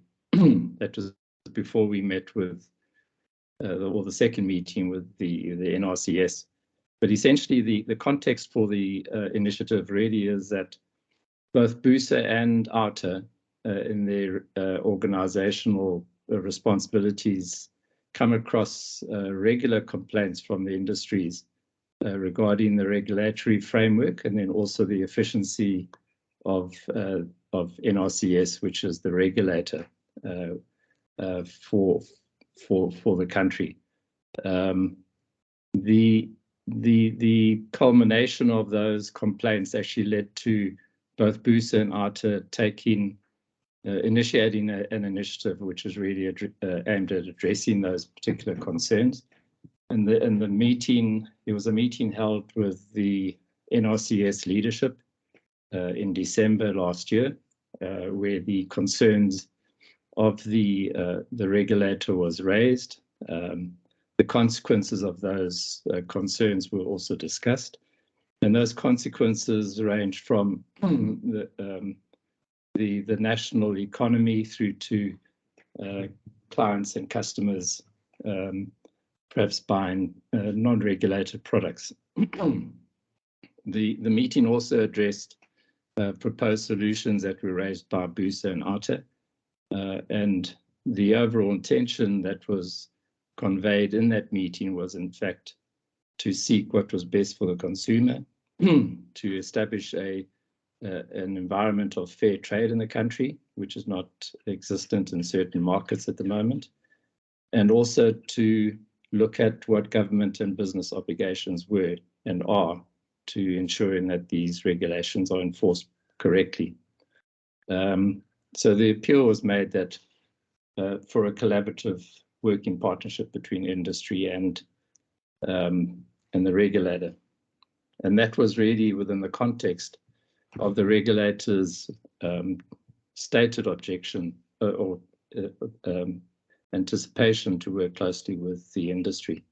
Just by way of background, the NRCS has 4 sectors that they regulate, the compulsory specifications, and there's an overarching legal metrology responsibility as well. Now, within each of those industries, there are regulated products that need to be managed and enforced, and so the NRCS is structured around those particular sectors. The NRCS, in broad terms, just to give you a feeling of size, the revenue from the industry on average is about 300 million rand per annum. If you add the government grant to that, you're looking at close to 450 to 500 million rand per annum that the regulator gets.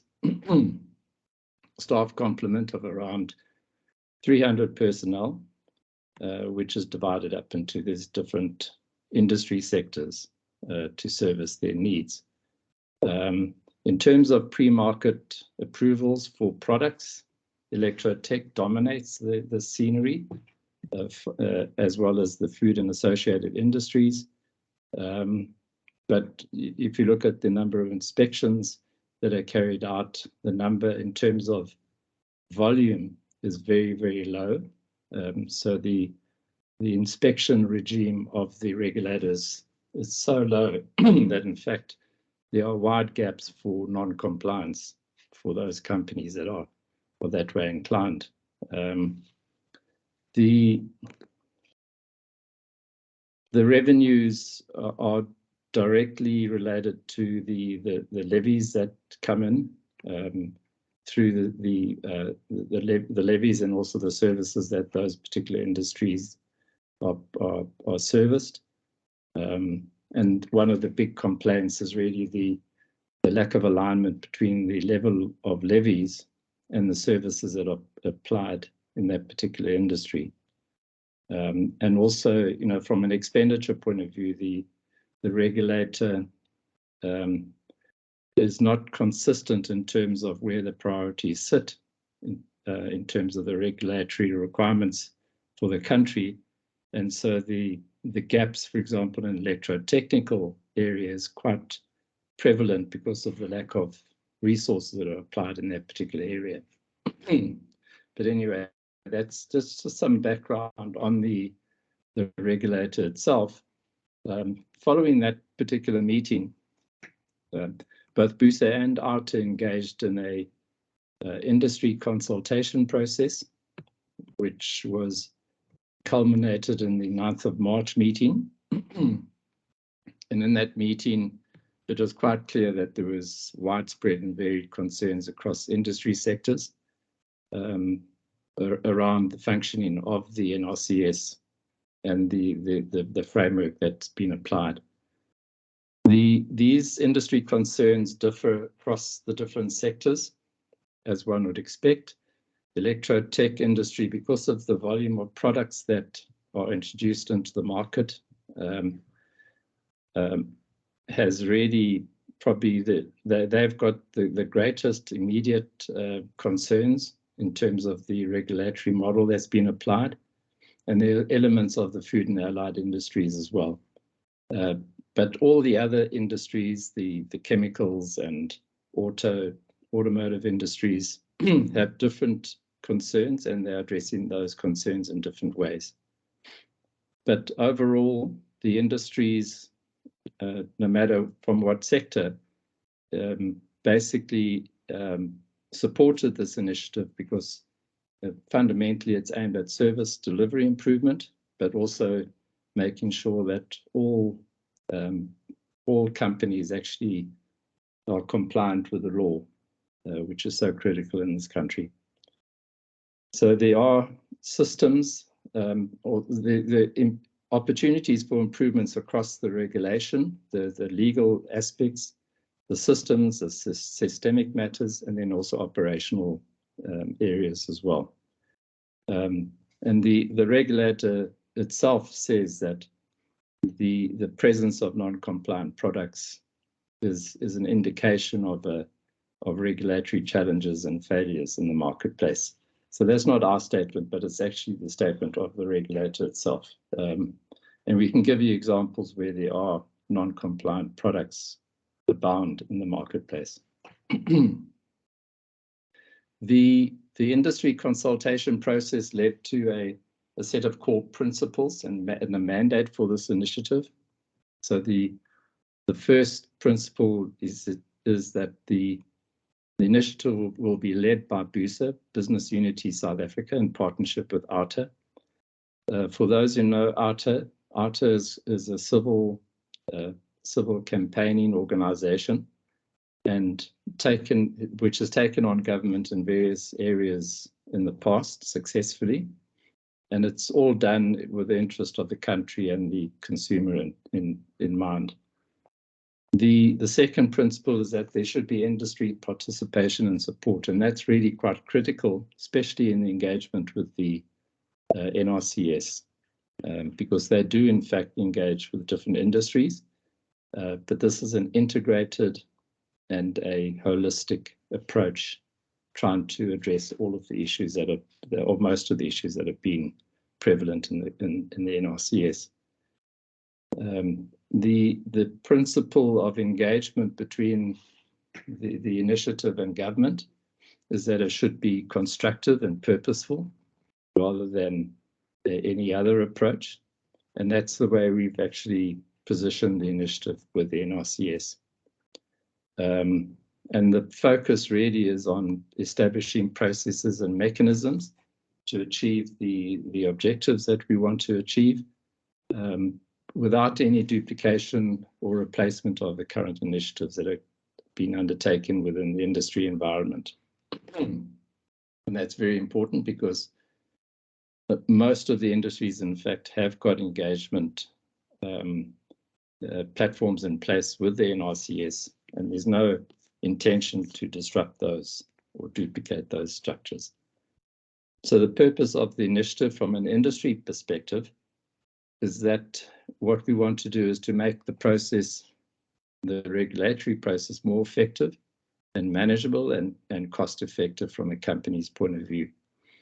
We have instances where levies are charged to companies, and there's no direct relationship between the levy fee and the services that are being provided through the NRCS.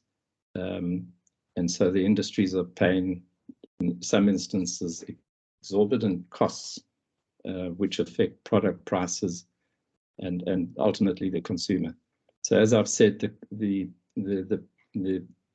framework really is based on a constructive and purposeful engagement between the NRCS and the DTIC and other agencies as well, with ourselves as industry. So the approach that we looking to adopt is to really look at operational, systemic, and policy and legal issues. And I'll give you some examples of that later on. And what we wanting to do is to improve the efficacy and the sustainability of the regulatory process, which will in turn have a positive impact on business, but also on the consumer at the end of the day. We acknowledge that the task that we're undertaking is mammoth, is huge. And so what we're looking to do is to segment the initiative into bite-sized pieces and to prioritize those in cooperation with the NRCS. And fundamentally, at the end of the day, we're looking for a commitment from the NRCS as well as the industry to the structured engagement, so that both industry and government, as well as the consumer, can benefit. Now, the industry commitment component, just to give you some information on where we are in that respect. In the electrotech industry, this is a summary of the organizations that we've consulted with. Right at the bottom is SALDA and SAMED, which is yet to make a decision on participation and support. But going from the top, we have industry associations which represent the lighting industries, the appliance industries, IT industry, import exportation, and then within the CIFSA environment, various associations associated with electrical engineering and related products. So all of these organizations have been consulted, and most of them, in fact, are supporting the initiative. And this is probably the first time that all of these electrotech industry role players and associations have been pulled together. And so this is a very important step, because some of the challenges that we face, not only with the NRCS, but within the industry itself, needs to have a coordinated approach. In the absence of that, we're not going to achieve what we need to achieve. So the other industries, the food and allied industry, for example, we have the South African Meat Producers Association, SAMPA, and Consumer Goods Council of South Africa also participating. And in fact, we've had very successful meetings over the last 2 weeks with the NRCS in resolving some of the challenges that those those associations are facing at this point in time. So we're very pleased with that. In terms of so the industry support is so fundamental to this project that is really the overriding criteria, I guess, for the initiative to proceed. The other aspect is funding. The funding, although this is a BUSA sponsored or led initiative, BUSA are unable to fund the initiative since most of their funding is targeted and spent on operational needs that BUSA has. So we're driving an additional funding program for this particular project so that it can receive its own funding. So in terms of funding, we did set up an initial budget earlier in March, and that's the column where I've put down at March 22, where we had project management costs and related expenses. And then we also budgeted for independent research on the regulatory model and laboratory compliant testing as a potential addition as well. Since then, in June, we revised the budget where the base project costs remain the same with less so reductions in the travel and so on.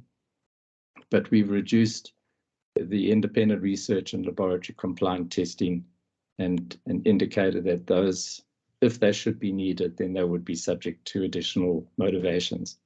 So essentially the project cost for a 9-month period ending December 22 is just over 600,000 Rand. Now we have, in terms of revenue contributions, we've split up the contributions in the different sectors, and we had an original sector distribution which we actually have changed, and this is now the updated one where almost 80% of the revenue should come from the electrotechnical environment, because that's really where the focus is, and then the rest of it, allied, food and allied in general, cross-sectoral funding, which has been approved up to now. So we have, in fact, got 88% of our funding in place. That's provided the major funder of the initiative thus far continues at the rate that they have been provided up to now. And the intention is that as we get more funding, the major sponsor that's been in place since the start of the project will reduce its funding accordingly. So that's really the bottom line, and we're looking for industry funding from those different organizations that we've discussed before so that we can cover these costs. Any future costs that would be subject to a discussion, a plan, and a further engagement with the industry. In terms of governance for the project, we have the NRCS BUSA ARTA governance platform, and we meet regularly with the NRCS executives. The project is moving towards setting up a specialist advisory committee following our meeting in May. And then also there are specialist industry operations meetings as well, which tackle some of these issues. And then on the BUSA ARTA governance aspect, there is a steering committee in place, and then also industry working groups that we're wanting to set up. And already we have a very strong technical working group on electrotech matters, which provide the technical capabilities that we require. Just in terms of the meeting that we had with the NRCS on the 23rd of May, I did distribute the the outcomes and the summary of that meeting, as well as the slides, to Tanya. And essentially, you know, the outcome is in terms of the way forward that we agreed. First of all, the NRCS requested more detailed information on the industry feedback that we had received through our consultation process, and that has been delivered to NRCS. And on the electrotech matters, it's fairly detailed and all-encompassing. And it provides a lot of food for thought and for action as well. And then the point B there is the establishment of a specialist consultative committee, which we're busy with at the moment.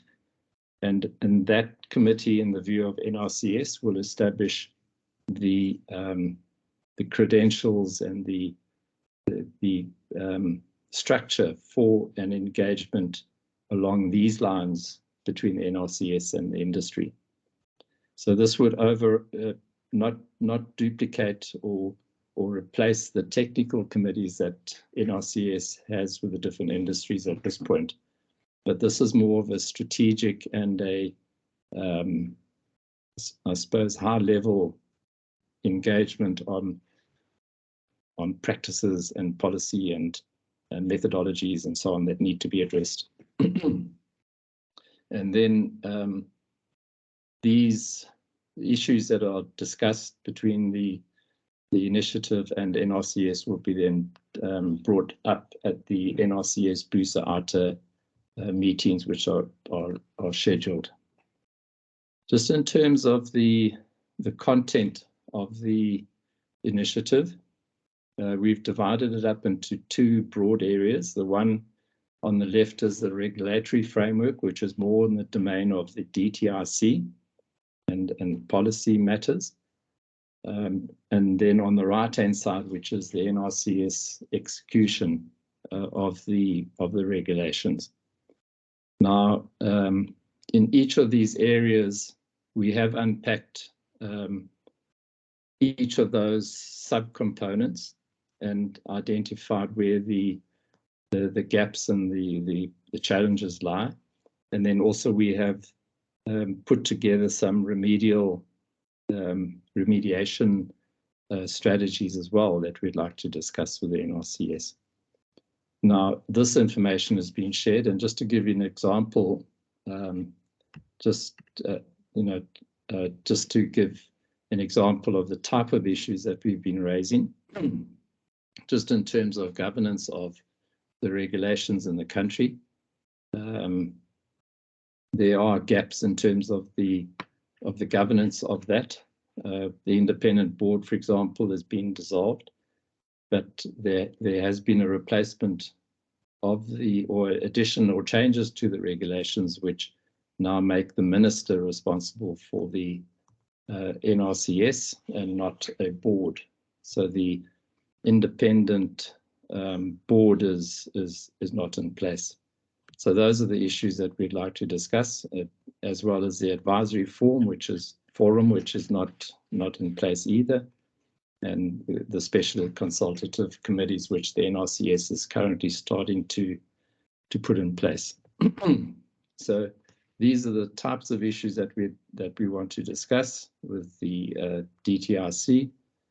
And then on implementation, for example, is the lack or the underperformance of market surveillance, monitoring, verification, and enforcement, which really leads to non-compliance in the country, and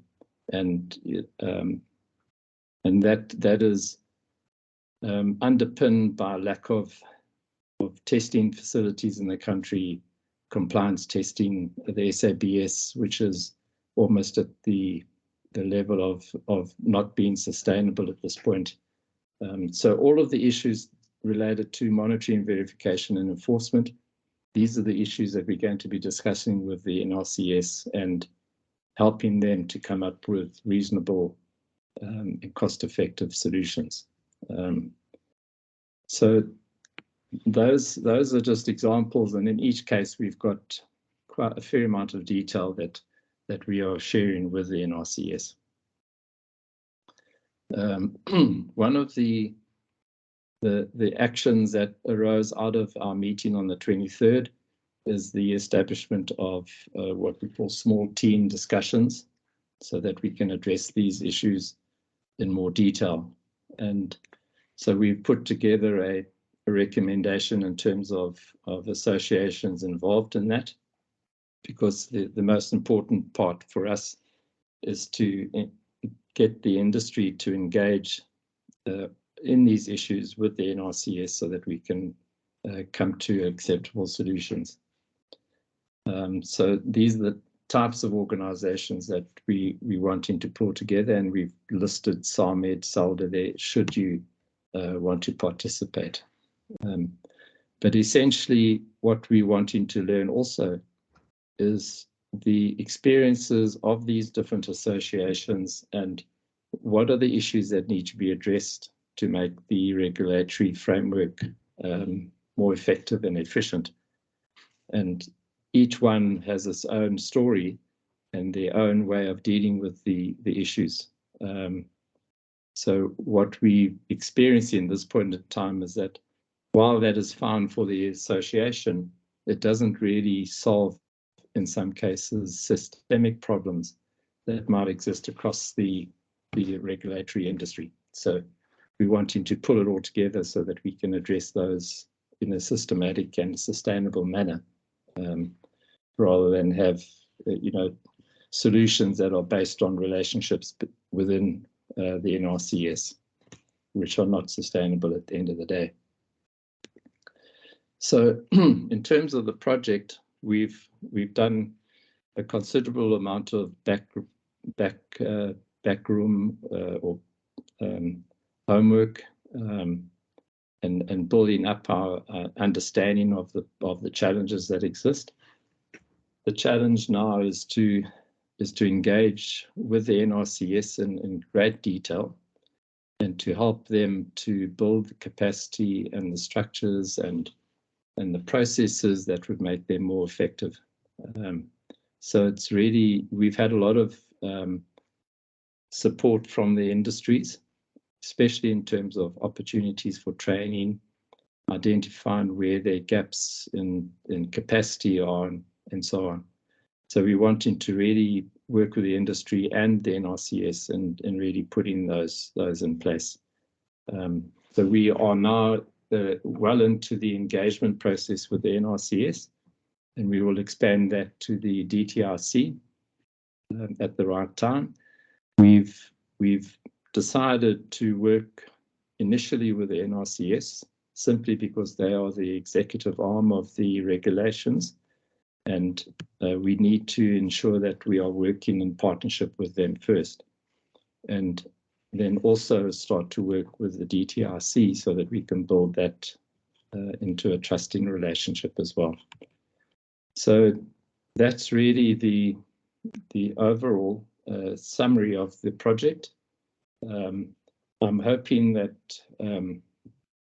your organizations will participate should the NRCS matters be also a matter of importance for the organizations. So it all depends on that. Thank you, Tanya. I think if there's any questions, then perhaps we can discuss those. Thanks. Great. Thank you very much, Graham. Does anybody have any questions for Graham? Okay, Mel, go ahead. Hi, Graham. Thanks, Tanya. I know, obviously, as a medical device manufacturer, we function specifically in the CMM department, and under VC 8054, obviously with the manufacture of disinfectants and detergent disinfectants. Now, I see from your presentation that there's not much that's been identified or that's happening in that area, and I'm just wondering if that's because of a lack of input or if it's because you've identified that you don't need to do anything in that area. No, thanks, Mel. It's really essentially lack of input. most of the issues that we've identified are generic across the different industries, but it's simply lack of input. You know, if the organizations and businesses didn't participate in the consultation process in March, then we would have lacked that. And we were disappointed on the CMM side. We had good input from auto, we had good input from electrotech as well, but not so much on the CMM side. And it was really probably lack of our networking into that particular sector. So we'd like to engage further on that. Thanks, Mel. Okay. Can I, via Tanya and via SAMED, can I offer myself as a very willing engagement partner from industry if you want it? Okay, thanks, Lou. Thanks, Mel. Any other questions from the audience? So, no other questions. Okay, Graham, I think, you know, the reason why we've asked you here today is so that we can get a sense of the impact on our membership, and if there is interest from the membership to get involved. We did send out a survey to the members asking them to, you know, respond to basically those two areas. We got very limited response. So 5 companies responded saying that it's impacting them. But I think that might be not because there are only 5, but perhaps, you know, only 5 had the time to respond. So my question is that this does impact the membership, but perhaps a select few, and certainly not the entire membership. So is there an opportunity for those that are interested? So in other words, not necessarily under the SAMED banner, but those individual companies that are interested to put forward their names, to be involved in a working group or existing working groups. And, you know, if we don't provide funding, but we provide participation, would that be accepted? Oh, thanks, Tanya. No, that's fine. You know, we were looking really for industry association support on behalf of their members. But you know, if the association believes that the individual members should participate, then that's also acceptable from our point of view. The funding, you know, it's critical for the project, but we have a number of organizations that can't fund for various reasons. You know, their levies are not high enough, or they haven't budgeted for the initiative and so on. So we're pushing ahead in the hope that maybe later on, if there's enough appetite, then funding will be aligned later on. So funding is not a prerequisite, but certainly the engagement and support is really quite critical, and I'll be able to cater for individual organizations as well. And in fact, even within the industry associations, there are particular companies that are more affected than others, and those companies in fact provide, you know, specialist input and so on. So it's not unusual for an association not to take center stage, rather than the company, because that company is major affected. So we'd welcome that. Thanks, Graham. Although I do acknowledge that it's probably, you know, maybe more efficient and even more impactful if it is managed via industry associations. So certainly acknowledge that. So I think maybe if I can ask those that are impacted and that are present here on the call today, if you could please just send Nikki at samed.org.za an indication of whether you are impacted and whether you would you feel that SAMED should get involved in this initiative, and also if you are prepared to maybe participate in a working group. That would be very helpful for SAMED to then decide the extent of our involvement, and potentially if we will provide some funding towards the initiative. Any other questions for Graham? This is your opportunity, particularly if your products are impacted.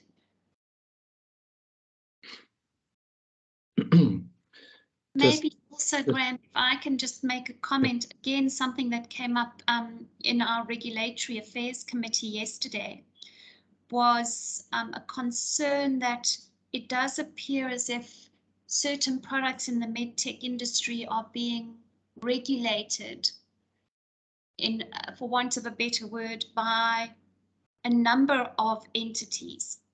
So coming our way is product registration under SAPRA, the South African Health Products Regulatory Authority.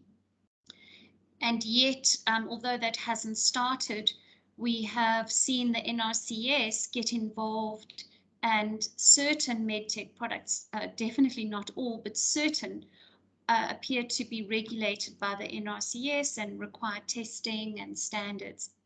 So I think a concern for the industry as a whole is that we need to look at how we can streamline and how we can prevent sort of duplicative regulatory requirements, which adds a further layer of cost and time and resources that are spent by industry. Yeah, we had the same issue with the food and allied industry, overlapping regulatory functions, whereas the regulators themselves are not willing to engage in discussions where there's overlap, but that's the type of issue that we would raise to the ministers involved and to see how we can actually address those particular issues. But it's an increasing problem that we have because of the different agencies that are being set up, and then also the fact that these agencies overlap with different requirements and cost implications for industry. So it is one of the major issues on our agenda as well.